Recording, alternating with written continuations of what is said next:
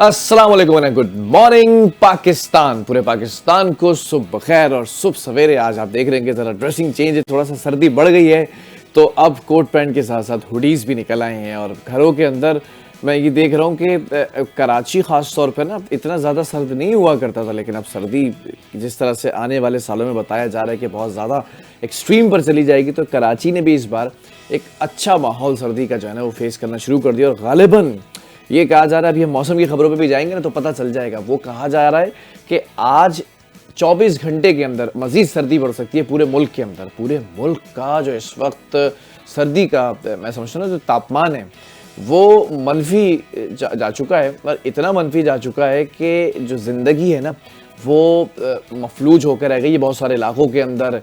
और नुक्ता इंजमात जो है वो हम देखते हैं कि वो आ चुका है, बर्फ़बारी हो रही है। बर्फ़बारी के साथ साथ हम देख रहे हैं कि बहुत सारे जो है वो इलाके ऐसे हैं जहाँ पर सबसे ज़्यादा हीटर इस्तेमाल होते हैं, लेकिन गैस नहीं है, बिजली नहीं है, तो वो लकड़ियों का इस्तेमाल कर रहे हैं।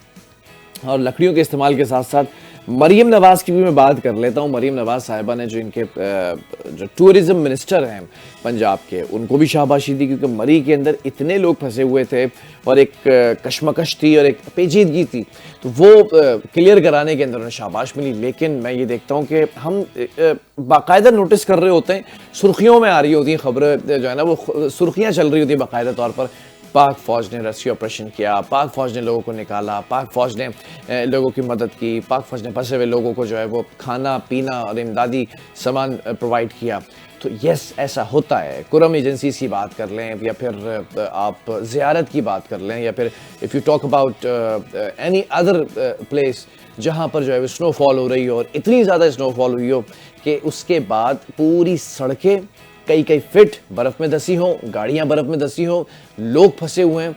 सो यस, उसके बाद जो है वो पाक फ़ौज आती है, और पाक फ़ौज फिर आकर जो है वो इमदादी काम करती है, रेस्क्यू करती है लोगों को।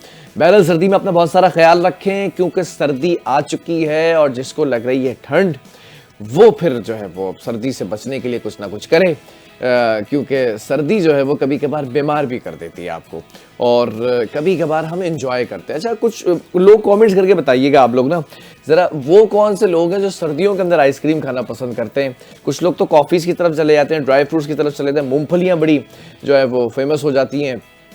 चिलगोज़े तो खैर हमसे बहुत दूर हो गए, 16,000 रुपये किलो चिलगोज़े। मतलब चिलगोज़ों की इतनी कीमत की वजह पता है क्या है? मैंने ऐसे पूछा उससे, एक हमारे लाला पठान भाई हैं, तो मैंने उनसे पूछा, यार चिलगोज़े इतने महंगे क्यों होते चले जा रहे हैं दिन ब दिन? ऐसा लग रहा है कि सुनार की दुकानों पर रखकर 2-4 गार्ड्स खड़े करने पड़ेंगे। अगर 1 किलो को चिलगोज़े लेकर आ रहा है तो वो भी लुट सकता है, ये भी एक खबर है। तो उसने कहा कि ये चिलगोज़े इसलिए महंगे हो चुके हैं कि ये चाइना इंपोर्ट होते हैं, ये बाहर इंपोर्ट होते हैं, और इंपोर्ट होने की वजह से ना ये चिलगोज़े इतने महंगे। अगर ये इंपोर्ट ना हो इतनी बड़ी तादाद में तो शायद ये फिर से सस्ते हो जाएं। तो ये भी एक वजह है। बहरहाल इस वजह से आगे निकलेंगे और कुछ अच्छी बातों से आगाज़ करते हैं। मंडे है, पहला दिन है, इस पहले दिन के अंदर बड़े एनर्जेटिक होते हैं, क्योंकि रोज़ाना उठकर एक काम करना और रोज़ाना उठकर अपने लिए भाग दौड़ करना, ये भी एक सेल्फ मोटिवेशन है। सो I salute all of you जो सुबह सुबह उठकर अपने काम पर जाते हैं, सुबह सुबह उठकर अपने घरों के काम करते हैं, बाहर के काम करते हैं, सारे काम करते हैं। You guys are amazing. अच्छी बात यह है कि तालीम से मोहब्बत इंसान की शख्सियत, सोच और ज़िंदगी के हर पहलू को निखारती है। मतलब जो एजुकेशन होती है ना कहीं आपको जो है ना वो चेंज करती है। जब हम इल्म को दिल से अपनाते हैं ना, तो न सिर्फ हम अपने मुस्तक़बिल की राह रोशन करते हैं, बल्कि दूसरों के लिए भी इल्म का चिराग बन जाते हैं। तो तालीम हमें सोचने, समझने और अपनी सलाहियतों को हकीकत में बदलने की ताकत भी देती है। अच्छा, मोहब्बत और लगन के साथ ना कोई भी चीज़ हासिल की जाए, उसका मज़ा ही अलग होता है। जो तालीम है ना वो इंसान को हमेशा, मैंने देखा है, कामयाब, बाशऊर, समाजी तौर पर बड़ा एक रिस्पॉन्सिबल सिटीज़न बनाती है।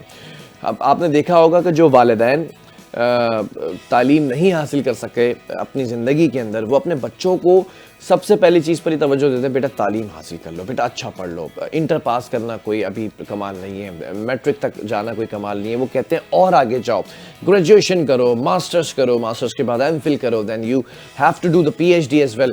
وہ اپنے بچوں کو ہر تعلیمی کورس جو آپ کے اکیڈمک کورس ہوتے ہیں اس کی طرف لے کر جاتے ہیں. آپ کی جو اسٹڈیز ہوتی ہیں ایئر وائز وہ 16 ایئرس تک لے کر جاتے ہیں. تو یہ بڑی کی پوائنٹ ہے کہ تعلیم یعنی کہ اسٹڈیز اور جو آپ علم حاصل کرتے ہیں وہ ہمیں یہ سکھاتا ہے کہ علم کا حصول صرف ذاتی فائدے کے لیے نہیں ہوتا بلکہ دوسروں کی خدمت, معاشرتی ترقی اور انسانی فلاح کے لیے بھی ضروری ہے. Now let's connect. آپ کہیں پر بھی ہیں اس وقت, آپ لوگ مجھے دیکھ رہے ہیں اور پسند بھی کرتے ہیں, آپ کا بڑا شکریہ. تعلیم جن جن لوگوں نے حاصل کی ہوئی ہے, اب آپ ذرا کنیکٹ کریں خود سے کہ آپ کے پاس کسی چیز کا بھی علم ہے تو آپ کچھ لوگوں کا کام آسان کر رہے ہیں نا.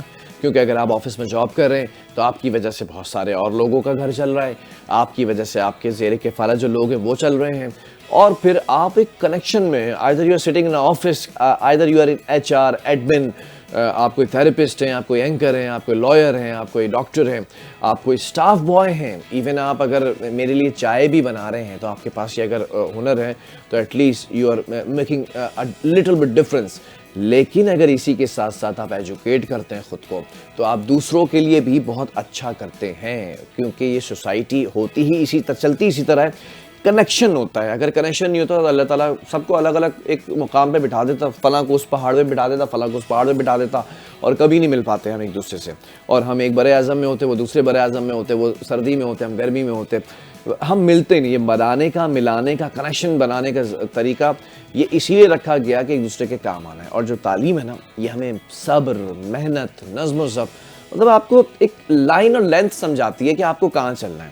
ہمیں اپنے خوابوں کی حقیقت میں بدلنے کی ہمیشہ میں نے دیکھا ہے کہ جو ایجوکیشن ہوتی ہے نا وہ آپ کو ہوپ دیتی ہے کہ یار اب میں یہ ذرا سا یہ ماسٹرز کر لوں گا سو آئی گیٹ اے جاب, میں ذرا گریجویشن کر لوں گا سو آئی ڈو دس, میں اپنے کسی گول کو پورا کر لوں گا اس تعلیم کو حاصل کر کے, so I be a better and better, اور you can see the best citizen in the world.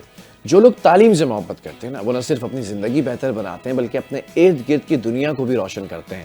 محبت اور لگن کے ساتھ حاصل کی گئی تعلیم, ایسا نہیں کہ صرف رٹا مارا اور وہ پیپر دے دیا, رٹافیکیشن is the best qualification in the examination, یہ والا محاورہ ختم کر دیں. آپ رٹوں سے باز آ جائیں, محبت سے, لگن سے, تھوڑا پڑھیں لیکن اتنا پڑھیں کہ جو آپ کے دماغ میں اور دل میں اتر جائے. وہ انسان کو ہمیشہ کامیاب بناتی ہے. کامیاب نہیں بلکہ میں اپنے پروڈیوسر صاحب کو بھی دیکھتا ہوں نا, اتنے تعلیم یافتہ شخص ہیں, یہ پی ایچ ڈی کیا ہوا ہے انہوں نے, اور اب تو سوچ رہے ہیں کہ باہر جا کے لندن سے پوسٹ گریجویٹ بھی کر آئی ہے. اور انہوں نے بتایا ہمیں کہ بھئی یہ باشعور, ذمہ دار اور دوسروں کے لیے مددگار بھی بناتی ہے. یہی وجہ ہے کہ تعلیم اور علم سے محبت انسان کی سب سے بڑی طاقت بن جاتی ہے. آپ نے بڑے قابل لوگوں کو دیکھا ہوگا, اس کے پیچھے ان کا علم بھی ہوتا ہے, ان کی تعلیم ہوتی ہے, ان کی ڈگریز ہوتی ہیں, ان کا پڑھنا لکھنا اور اس کو ابزارب کرنا. صرف یہ نہیں کہ آپ نے ڈگریز لے کے چمکا دی. رئیس ثانی صاحب نے کہا تھا نا ایک دفعہ, پولیٹیشین ہے اس ملک کے بہت بڑے, ان کا ڈگری تو ڈگری ہوتی ہے, ڈگری نہیں ہوتی بھائی. ڈگری اگر صرف ڈگری ہے تو وہ واقعی ردی کا ٹکڑا ہے. If you have absorbed the energy جو آپ پڑھ رہے ہیں, جو آپ لکھ رہے ہیں اس سے, تو پھر جس زندگی کے ہر چیلنج کو آسان بنا سکتی ہے وہ ہے ایبزارپشن, جو آپ تعلیم کو میں اس وقت سمجھا رہا ہوں. آپ کا فیوچر اچھا ہو سکتا ہے. آپ اپنے بچوں پہ زور دیتے ہیں ہمیشہ. میں نے دیکھا ہے وہ پیرنٹس جو ایک تو بہت تعلیم یافتہ ہوں, دوسرا کم تعلیم یافتہ ہوں, دونوں کو میں نے دیکھا ہے. جو بہت تعلیم یافتہ ہیں وہ بھی کہتے ہیں کہ بچے ہم نے پڑھا تھا تو ہم یہاں تک پہنچ گئے, ہم کمشنر لگ گئے, ہم ڈپٹی کمشنر لگ گئے, ہم جو ہے وہ سی ایس ایس کا ٹیسٹ پاس کر گئے, ہم جو ہے وہ پرائیویٹ سیکٹر کے اندر بینکر لگ گئے, ہم لائر ہیں, ہم ایڈمن میں, ہم لاجسٹک میں, ہم whatever we are making a difference for the society, for our self as well. تو اسی طرح وہ کہتے ہیں کہ تعلیم حاصل کرنی ہے. لیکن جنہوں نے تعلیم حاصل نہیں کی پیرنٹس نے, وہ بھی اس چیز کو بڑا امپورٹنس دیتے ہیں. وہ کہتے ہیں بچوں کچھ بھی کرو, تعلیم حاصل کرنا ہے. آپ نے میٹرک کر لیا, انٹر کر لیا, ڈپلوماس کر لیے, گریجویشن کر لیا, ماسٹرز کر لیا, سو ابھی بھی کچھ دیر نہیں ہوئی ہے. اگر آپ 20 سے 30 سال کے درمیان ہیں تب تو بہترین ٹائم ہے, اور اگر آپ 30 سے 40 سال کے درمیان ہیں کچھ نہیں بگڑا ہے, nothing has changed, اور it will become a successful future اگر آپ ابھی سے بھی تعلیم کا دوبارہ آغاز کر دیتے ہیں، جائیں کسی بھی اچھی سی یونیورسٹی کے اندر ایک ایڈمیشن لیں، چھوٹی موٹی ایک رقم نکالیں، پرائیویٹ یونیورسٹیز کی طرف اگر نہیں جا سکتے گورنمنٹ میں لے لیں آپ، حکومت بھی تعلیم پرووائڈ کر رہی ہے، لیکن اپنی ڈگریز کو بڑھائیں. ایٹ لیسٹ اگر آپ نے بی کام کیا ہوا ہے تو آپ اس کو ایم کام کی طرف لے کے جائیں، آپ اس کو گریجویشن کی طرف لے کر جائیں. اگر آپ نے گریجویشن کیا ہو تو اس کو ماسٹرز کی طرف لے کے جائیں. لٹرلی آج اس ڈیٹ پر یاد رکھیے گا کہ 26 جنوری کو 2026 کے اندر بلال بھائی نے کیا کہا تھا، کیا پیغام دیا تھا آپ لوگوں کو کہ تعلیم کو اپ گریڈ کریں. اس سال اپنا ایک گول رکھیں کہ کسی نہ کسی چیز میں ایڈمیشن لینا ہے، کوئی ایک اچھا سا کورس کرنا ہے، سائبر سیکیورٹی پر، اے آئی پر اور ٹیکنالوجی کے اوپر، یا پھر کمپیوٹر سائنس کی طرف، یا پھر آپ کے کسی میڈیا ہاؤسز کا کورس کرنا ہے، یا پھر لاجسٹک کا کورس کرنا ہے، یا پھر آپ نے سوشل میڈیا کا، ڈیجیٹل مارکیٹنگ کا، وہ تمام چیزیں کرنی ہیں جو اس وقت دنیا کے اندر آپ دیکھ رہے ہیں کہ بڑھتی چلی جا رہی ہیں. اپنے آپ کو آپ اپ گریڈ کریں. ہر تھوڑے کچھ مہینوں کے بعد آپ دیکھیں کہ پچھلے سال میں یہاں تک تھا، پچھلے سال میری تنخواہ جو ہے وہ 20-25 ہزار روپے تھی، اب مجھے 35-40 ہزار پر آنا ہے، پھر اس کے بعد مجھے 60-70 ہزار پہ جانا ہے، پھر مجھے 1-1.5 لاکھ پر آنا ہے. You have to upgrade yourself for the sake of yourself and others جو آپ کی کفالت میں. بہرحال آگے بڑھیں گے اور مجھے ذرا کیو دے دیجئے گا پروڈیوسر صاحب. آگے ہم جا رہے ہیں ذرا خبروں کی طرف جا رہے ہیں، اور خبریں جو ہیں وہ بہت ساری ہیں کیونکہ سیٹرڈے سنڈے خبریں جمع ہو جاتی ہیں، پھر ہم اس کی چھانٹی کرتے ہیں، سارٹ آؤٹ کرتے ہیں. سارٹ آؤٹ کرنے کے بعد پتہ چلتا ہے کہ کون کون سی خبریں جو ہے وہ زیادہ امپورٹنس رکھتی ہیں، تو انہی سے آغاز کر لیتے ہیں. Let's talk about KPK. Khyber Pakhtunkhwa کے ضلع بنو میں دہشت گردی کا ایک بڑا منصوبہ بنگلہ دیش کے عوام اور حکومت کی توہین ہے. بنگلہ دیش کی حکومت نے مفرور سابق جو شیخ حسینہ ہے نا، مفرور سابق وزیر اعظم شیخ حسینہ، ان کو نئی دہلی کے اندر ایک عوامی تقریب سے خطاب کی اجازت دیے جانے پر شدید حیرت اور غم و غصے کا اظہار کیا، اور تشدد کو ہوا دینے اور موجودہ حکومت کے خلاف بغاوت پر اکسانے کا الزام ان پر عائد کیا. جبکہ ڈھاکہ کی وزارت خارجہ کے مطابق بھارت کا یہ اقدام غیر متوقع اور حیران کن ہے. اب آپ کو پتہ ہے کہ بنگلہ دیش میں ان کو میرا خیال پھانسی کی سزا بھی سنا دی گئی ہے شیخ حسینہ کو، لیکن یہ بھارت اسپانسرڈ تھیں اور بھارت میں ہی بیٹھی ہوئی ہیں، اور بھارت میں بیٹھنے کے ساتھ ساتھ اب یہ عوامی مقامات کے اوپر یہ خطاب بھی کر رہی ہیں، آ بھی رہی ہیں منظر عام پر. تو اب یہ دیکھیں کہ بھارت کس طرح سے اسپانسرڈ کرتا ہے دہشت گردی کو، تشدد کو، اور ان چیزوں کو فروغ دیتا ہے. آہستہ آہستہ سب آپ کے سامنے کھل کر آئے گا. اب بنگلہ دیشی عوام کہہ رہی کہ یہ حیران کن ہے، جس سے دونوں ممالک کے تعلقات کو نقصان پہنچ سکتا ہے. بنگلہ دیش نے اس بات پر گہری تشویش کا اظہار کیا ہے کہ بھارت نے 2 طرفہ حوالگی معاہدے کے تحت شیخ حسینہ کی حوالگی کے لیے کی گئی بارہا درخواستوں پر کوئی کارروائی نہیں کی. ایک ملک کے اندر ایک شخص کو سزا ہو چکی ہے، وہ دوسرے ملک میں بیٹھا ہوا ہے. Where does انٹرپول کم؟ اور ہمیں نہیں پتا کہ کس طرح سے وہ ڈیٹین کر کے لے کر آئیں گے. مطلب سیاسی پناہ دی ہوئی ہے ایک دہشت گرد کو اور ایک تشدد پسند خاتون کو. بنگلہ دیش نے خبردار کر دیا ہے کہ انتخابات سے قبل یا کسی بھی قسم کی تشدد یا دہشت گردی کے واقعات کی ذمہ داری عوامی لیگ پر عائد کی جائے گی، اور انتخابی عمل کے خلاف قرارداد دی گئی. سازشوں کو ناکام بنانے کے لیے تمام جو پریکاشنری میئرز ہیں نا وہ ضرور جو ہے وہ رکھے جائیں گے. اچھا جی، ایک اور ذرا سی خبر ہم آپ کو شیئر کرتے چلیں، کیونکہ حسینہ واجد صاحبہ، یہ شیخ حسینہ صاحبہ جو ہیں وہ ان کو جو ہے وہ جب نکالا گیا تھا یہ بھاگ کر بھارت آ گئی تھی، اور بھارت میں آنے کے بعد سے لے کر اب تک بنگلہ دیش کے حالات بہت اچھے ہیں الحمدللہ. بنگلہ دیش کے اندر مسلم لیگ، جماعت اسلامی، یہ جو جماعتیں ہیں وہ بڑا پاکستان کے ساتھ ان کے قریبی تعلقات، ٹائز جو ہے دوبارہ سے جڑنا شروع ہو گئے. لیکن بھارت کو یہ چیز نہ منظور نہیں ہے. اب لیٹس سی کہ دیکھنا یہ کہ کتنا سپورٹ میں جاتے ہیں. اگر بنگلہ دیش یونائٹڈ نیشنز میں چلا جاتا ہے اور لاء کی طرف چلے جاتا ہے، قانون کی کمیٹیز جو ہیں ان کی طرف چلے جاتا ہے، تو دیکھنا یہ کہ وہ کیا اس کے اوپر اسٹیپ لیتے ہیں. بہرحال UAE کا ذرا سا دورہ کر لیتے ہیں. متحدہ عرب امارات.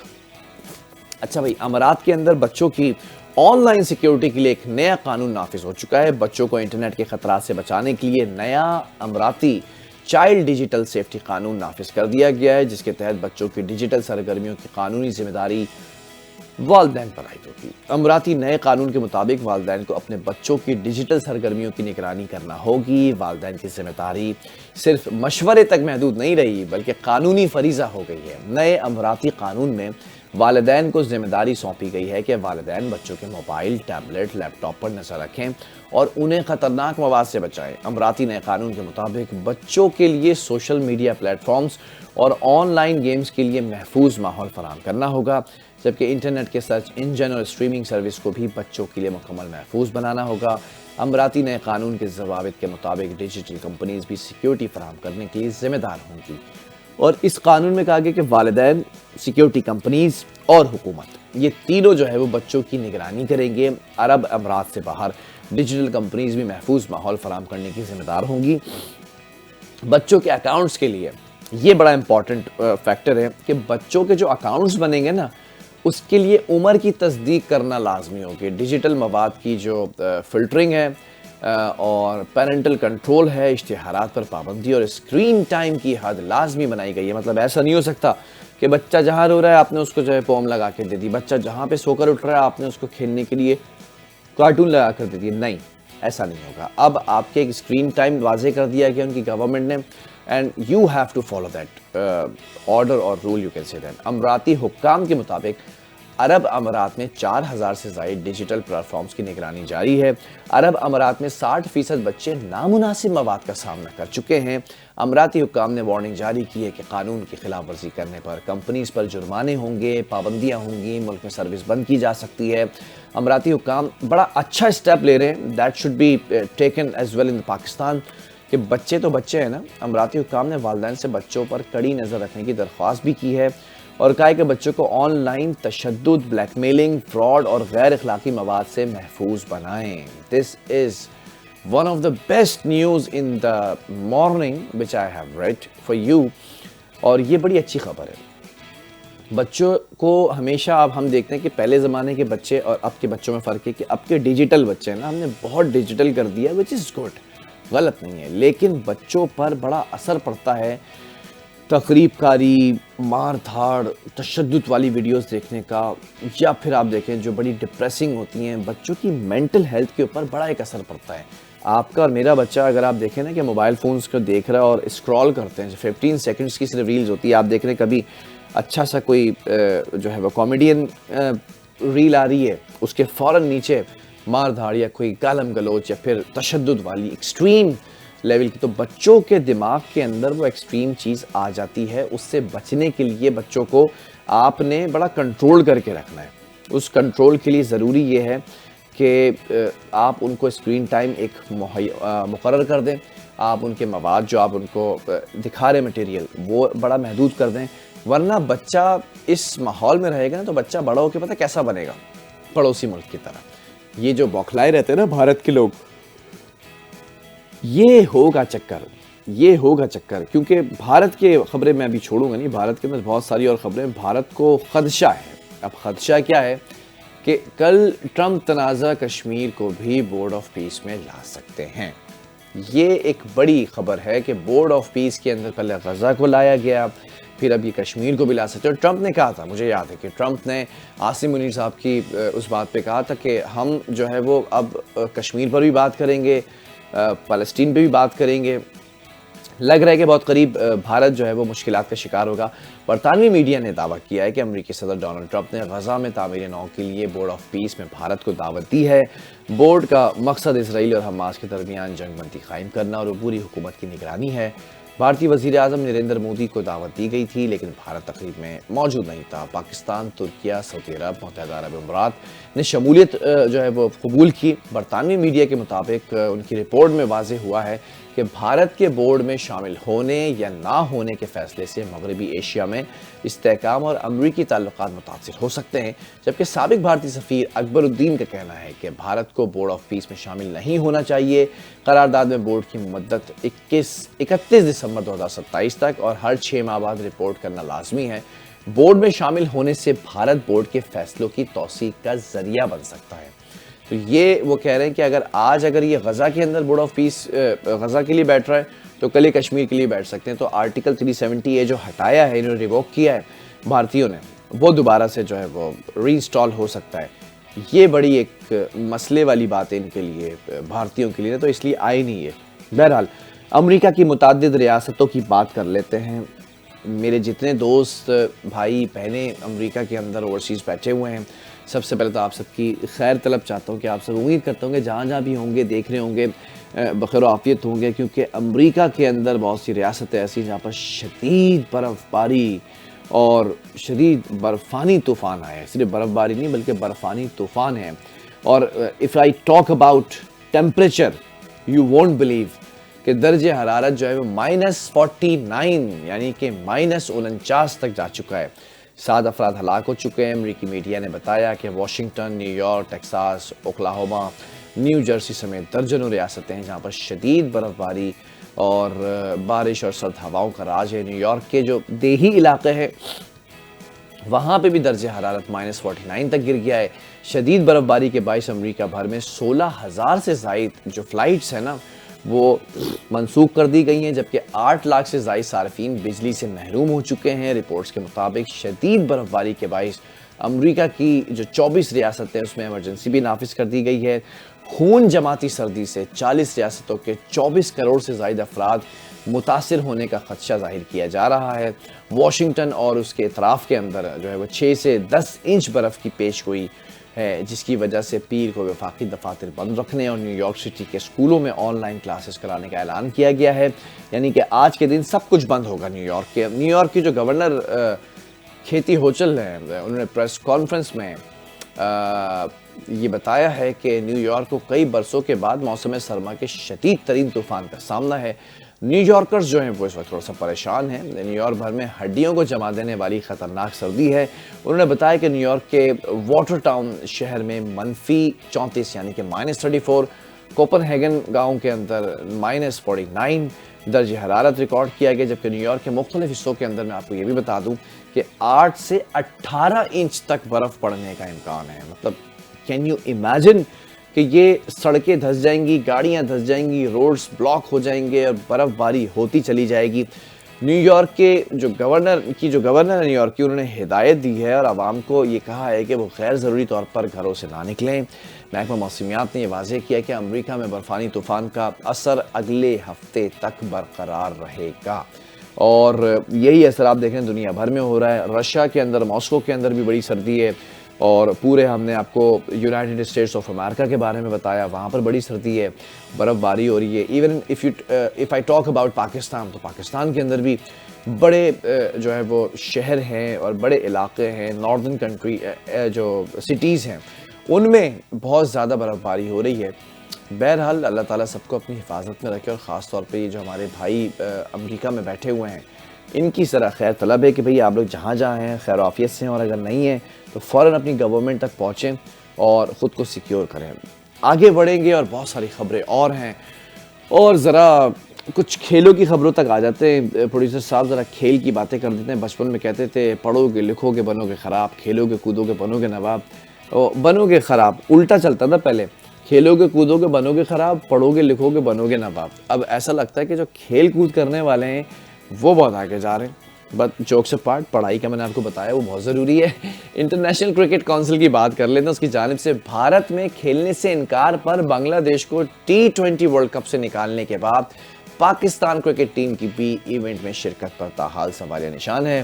ICC T20 ورلڈ کپ کے لیے پاکستان کرکٹ ٹیم کا اعلان تو ہو گیا، لیکن کیا پاکستان ورلڈ کپ کھیلے گا؟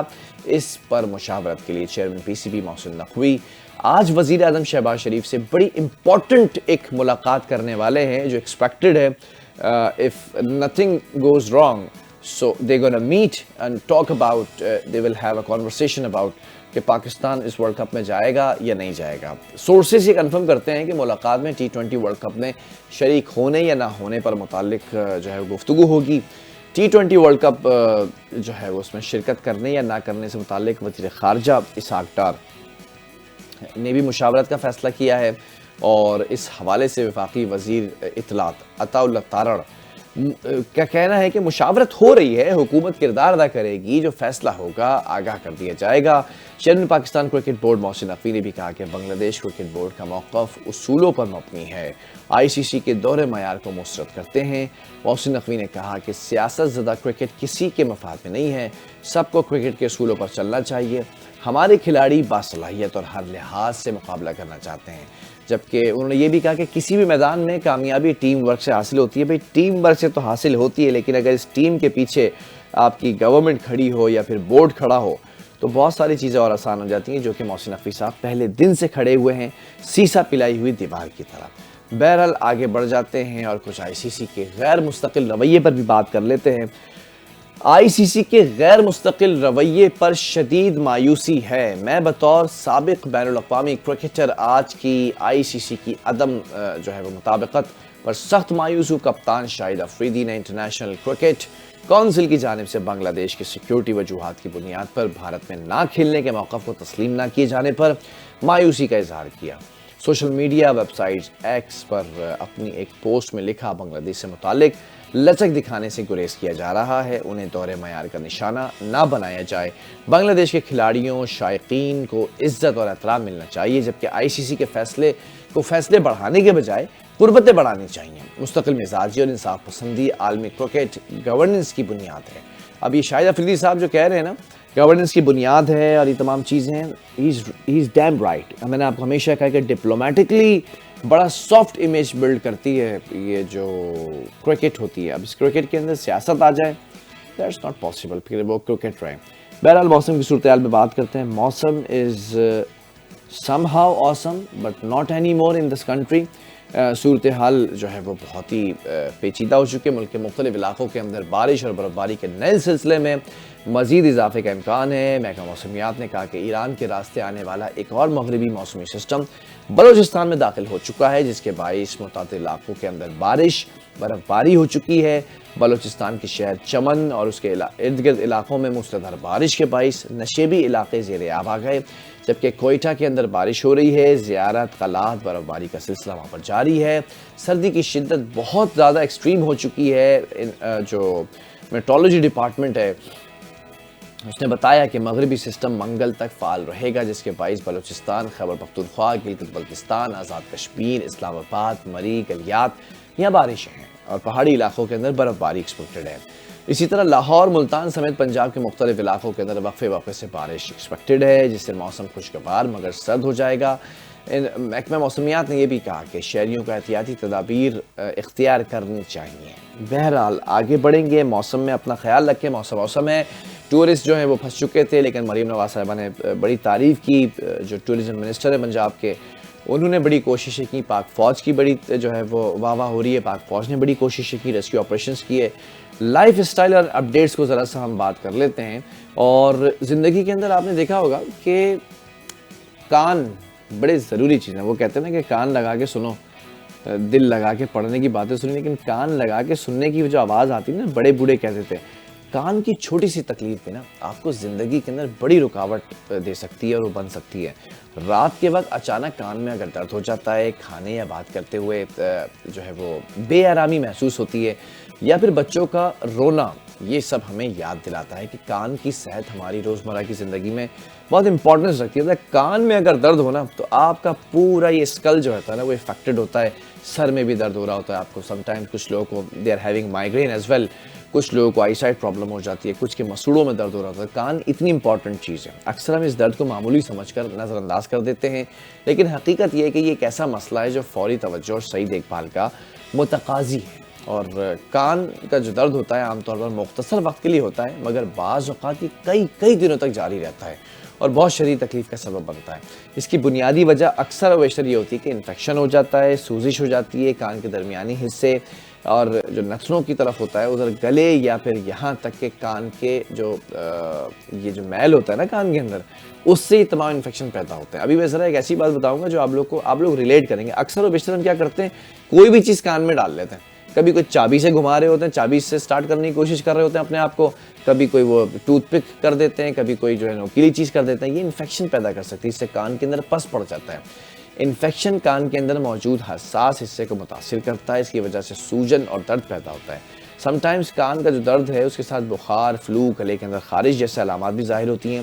یہ مسئلہ اسپیشلی بچوں میں زیادہ عام ہوتا ہے، کیونکہ ان کے کان زیادہ حساس اور انفیکٹڈ ہو سکتے ہیں. خطرہ لاحق ہوتا ہے. کان کے درد کے دوران جو ہے وہ جلدی اور صحیح جو ہے وہ اسکن ٹریٹمنٹس اگر نہ ہونا تو پھر بہت ساری چیزیں جو ہے وہ مسئلے کی طرف چلی جاتی ہیں. اقدامات بھی کرنے چاہیے ورنہ مسئلہ بڑھ سکتا ہے. انفیکشن اگر گہرائی میں جائے گا تو آپ قوت سماعت سے بھی محروم ہو سکتے ہیں, یعنی کہ سننے کی جو صلاحیت ہے وہ آپ کی ماند پڑ سکتی ہے. کان درد کے دوران اینٹی بائیوٹک ادویات کے استعمال سے بچنا چاہیے. That's a very important thing کہ ہر چیز کے اوپر جو ہم اینٹی بائیوٹک لے لیتے ہیں نا, ان سے بچیں. ڈاکٹر کا, جنرل فزیشین کا مشورہ لیں. کچھ ڈراپس آتے ہیں ان کا استعمال کریں, آئنمنٹس آتے ہیں اس کا استعمال کریں. اور بچوں کے لیے یہ اور بھی امپورٹنس رکھتی ہے یہ جو سٹوری ہے, کیونکہ وہ دوا کی جو خوراک ہے اور اثرات کے حوالے سے بہت حساس ہوتے ہیں بچے. اس لیے بہتر یہ ہے کہ ابتدائی علامات جیسے ہی آ جائیں فوراً آپ کان کے ڈاکٹر کے پاس جائیں. یہ کہلاتا ہے ENT اسپیشلسٹ, ایئر, نوز اور تھروٹ ہوتا ہے یا ٹی سے ٹیتھ ہوتا ہے, یہ جو ہے وہ اسپیشلسٹ ہوتے ہیں, ان کے پاس ضرور جائیں. اور اپنی زندگی کے اندر آرام, نیند اور خوراک کو جو ہے نا وہ بڑا بیلنس رکھیں. ان کی جو ڈس بیلنس ہوتا ہی ہے, اس کی وجہ سے بہت ساری چیزیں آؤٹ ہو جاتی ہیں. بہرحال اپنے کان کا خیال رکھیں, کیونکہ کان اگر نہیں ہوں گے تو پھر آپ کیسے جو ہے وہ کسی کی بات سن سکیں گے یا کیسے کسی کو رسپونڈ کر سکیں گے. بہرحال آگے بڑھیں گے. میں نے آپ کو بتایا نا ملک بھر میں بہت شدید سردی ہے. اس سردی کے ساتھ ساتھ ہمارا ٹورزم پیکج کبھی بھی نہیں رکتا. سردی میں ٹورسٹ رک چکے ہیں لیکن ٹورزم پیکج نہیں رکے گا. Let's go towards tourism package. اور اب میں بات کرنے جا رہا ہوں ایک ایسے ضلع کی جس کے بارے میں آپ نے سنا تو ہوگا لیکن آج سے پہلے اتنا زیادہ نہیں سنا ہوگا. So we have made a documentary for you as well. So let's watch this documentary کہ سانگڑ ہے کیا اور کہاں ہے اور یہاں پر کتنی جھیلیں موجود ہیں.